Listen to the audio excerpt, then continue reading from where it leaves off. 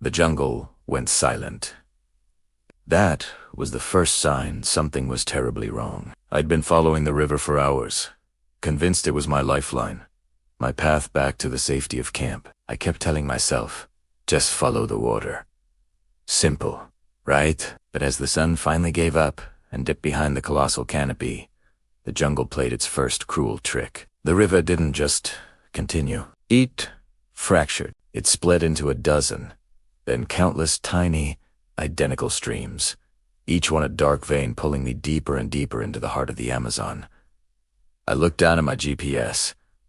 The screen was black, 6:42 p.m. That was the moment I was officially lost. As true darkness fell, a heavy, suffocating blanket, the jungle that had been silent suddenly woke up, and it was screaming. A deafening chorus of insects erupted all around me.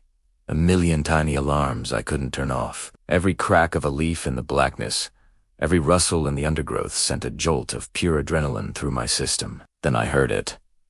Something big. It was moving just beyond the wall of trees. So close I could hear its heavy, rhythmic breath. Panic sets in a way you can't imagine until you're there. Sleep. There was no sleep that first night. There was only fear and the suffocating dark. By day 2, a new enemy arrived. Dehydration. It's not just about being thirsty. My tongue felt like sandpaper, thick and useless in my mouth. Swallowing became a painful, conscious effort. My mind started to warp. Every sound wasn't just a noise anymore. It was a threat, a predator, a snake.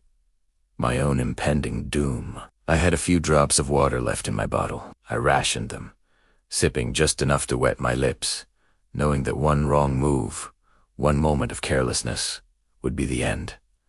And then a glimmer of hope. I heard voices, human voices, faint but clear. Salvation. I stumbled towards the sound, pushing through thorny vines, my heart pounding with relief. I called out, my voice cracking. But as I got closer, the voices faded, twisting into the chirps of birds and the drone of insects. They were never there. The jungle was inside my head now, playing tricks on my exhausted mind, dangling hope just to snatch it away. That was a new kind of terror, realizing you can't even trust your own senses. By the 50th hour, my strength was completely gone. Each step was a monumental effort. My legs felt like lead, and my vision blurred at the edges. I started carving marks into the bark of trees, a desperate attempt to not walk in endless, maddening circles. I learned to lick rainwater from the waxy surface of leaves. I even ate ants. They're sharp, citrusy, taste a grim reminder of what it took just to stay alive. Survival strips you down to your most primal self. You're not a person anymore. You're just a creature trying to see the next sunrise. On the third night, the sky opened up. A ferocious storm tore through the canopy, the rain coming down in solid sheets, turning the forest floor into a river of mud. Lightning lit up the terrifying alien world around me in blinding flashes. I lay on the ground, soaked and shivering, the cold seeping into my bones. I was done. I was convinced this was it. I closed my eyes, covered in mud and defeat, and I didn't expect to wake up.